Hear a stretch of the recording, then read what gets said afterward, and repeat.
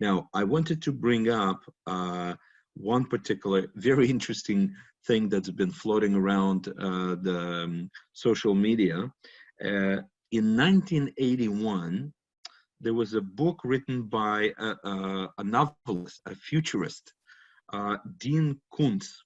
It's called The Eyes of Darkness, 1981. Now, watch this.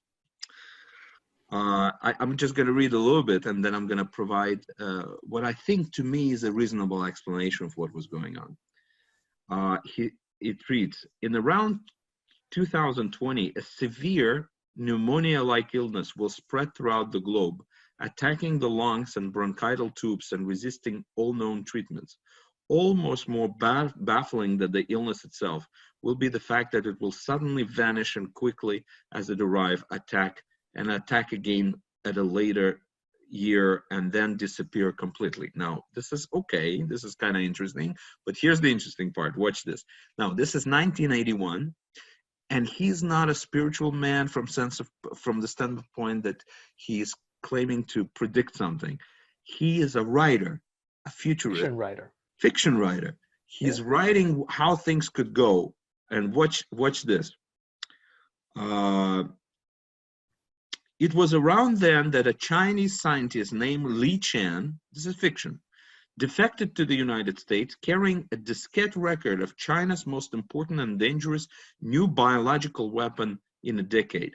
They called the stuff Wuhan 400 because it was developed in their rDNA labs outside of the city of Wuhan, and it was the 400th viable strain of man-made microorganisms created at that research center.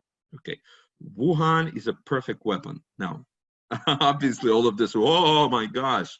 Okay, now, what was going on? What's the mechanics here? It's not a prophecy. The man is, again, he's a fiction writer. Now, but great fiction writers like this guy, what they do a lot of research. They do a lot of research. And it's been known that there was an Institute of Virology next to Wuhan. Actually, Canadian and the US grants has been supporting this research for years. This is not a secret facility of any kind. He's just imagining here that one of these days something could go wrong. Boy, was he right.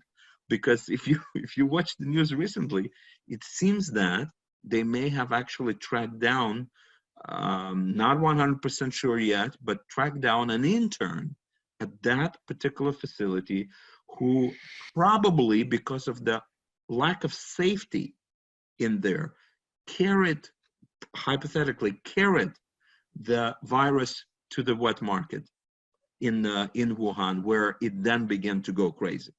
And what really made it a big problem is that the Chinese government right away shut down all travel to and in from Wuhan from other parts of China. But it took another week to shut down all international travel.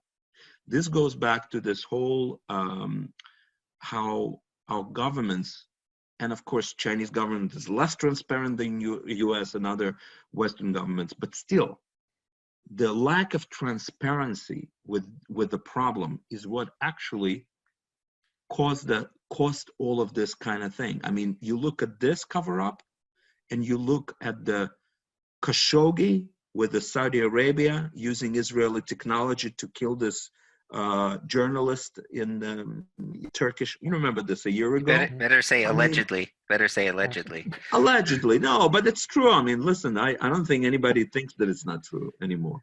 You know, but anyways, it's look, the government, the distrust of a government is real, and sometimes it's well deserved, and it is more well deserved in some countries than others.